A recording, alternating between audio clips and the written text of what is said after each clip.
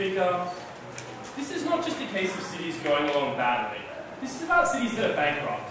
It is really difficult to bankrupt a city. You have exceptionally low interest rates for the main point, which allows you to be able to raise capital to be able to spend your way out of problems and develop your city. Only where you systemically fail to realise that that is what you should do, and your democratic population is unable to create the political incentives to do that, do you end up in a position of bankruptcy. You had to have ignored the slowly rising interest rates, the ever-increasing cost of debt servicing that should encourage you to fix the problems causing it, to get to the point of bankruptcy. If you ignore your political incentives to that point, such that your city goes bankrupt, cannot believe why you would ever put a political system in charge of allocating resources in those cities. So, we are going to tell you three things in extension. Firstly, why this breaks the short-termism of democratic governments. Secondly, why the political system shields politicians from their self-interest. And then finally, why welfare states are best built on the back of growth, and this is the best system to deliver it. Rebuttal will be integrated. So to start off with, we think elected governments are beholden to the need to get re-elected in the near term. That makes that time frame have a couple of important characteristics. Firstly, it makes immediate improvement essential. Political opponents in a system where there's contested elections have a vested interest in slandering you and making your achievements in the near term seem as bad as possible. That's incredibly easy to do for some features of the political system that are inherent. What are they? First, concision is required by the lack of attention and interest of the population in political communication. That means you have to make things that can fit in ads. That means you have to be able to make things that can fit in headlines, because that is the way the majority of people engage with politics in modern democracies. It means it makes trade-offs in the long run harder to communicate to populations. That's why we think it's really important to consider that politicians don't have the capacity to be able to deliver those long-run outcomes, because they get stymied in elections by the need to be the waffling guy with the technocratic answer, as opposed to the other guy who's telling you, why are you running such a bad city? Why are crime rates going up? When those things are not necessarily accurate reflections of the political discourse.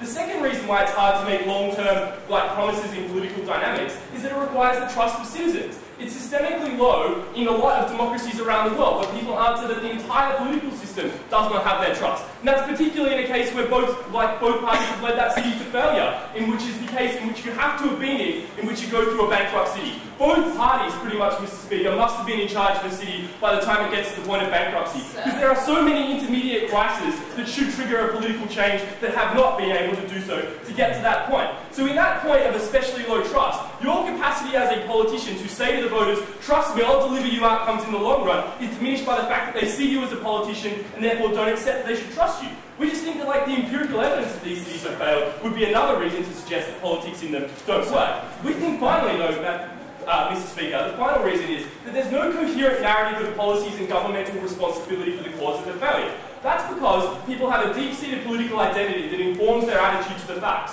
So when they see the city failing, people on the left say, oh, it's the rich. And people on the right say, oh, it's the unions. And their attitude towards those things aren't necessarily informed by the facts, but rather those political identities that aren't easy to change.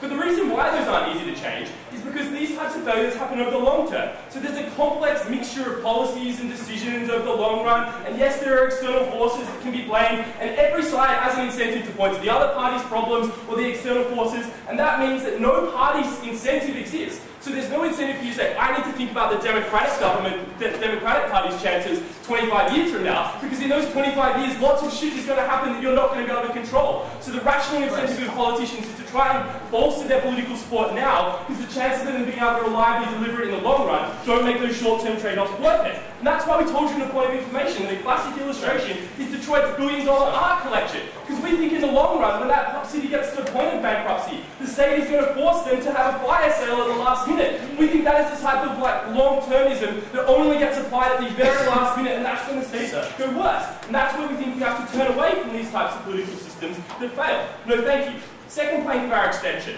why the political system shields politicians from their self-interest. So here's where we say, even if we had longer terms for politicians, that doesn't deliver good outcomes.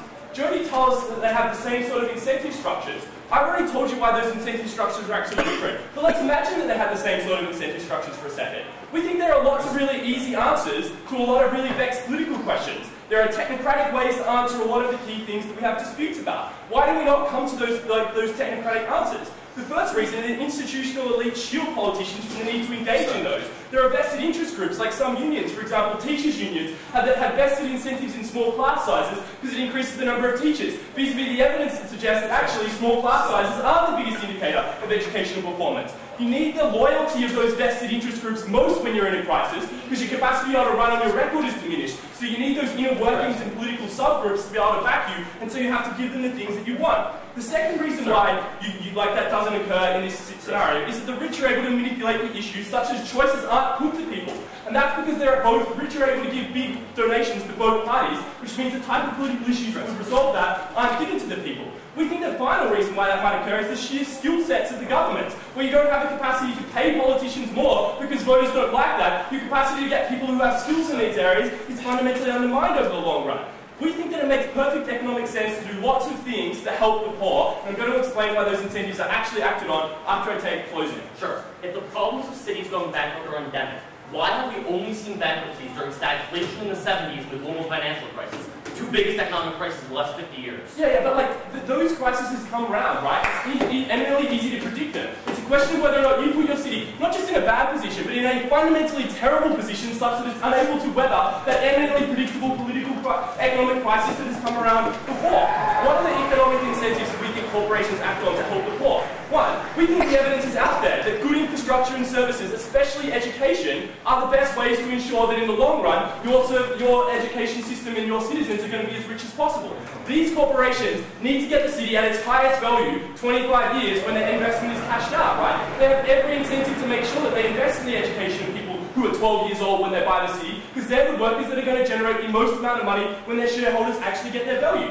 We think that improving baseload and median incomes are much more efficient than enriching a few, because if you build one bus route, you can get lots of people jobs. We think some of those incentives are crowded out by unions and by other vested interests that say, no, we want things that we need to help, and politicians have to answer them because they're in such a desperate situation. We think only when you're a citizen without contested vested interests can you mitigate and go down that middle road. We think you need to access that evidence dispassionately, and it's only a sensible long-run investment if you're committed to doing so, and that's why we're proud to propose.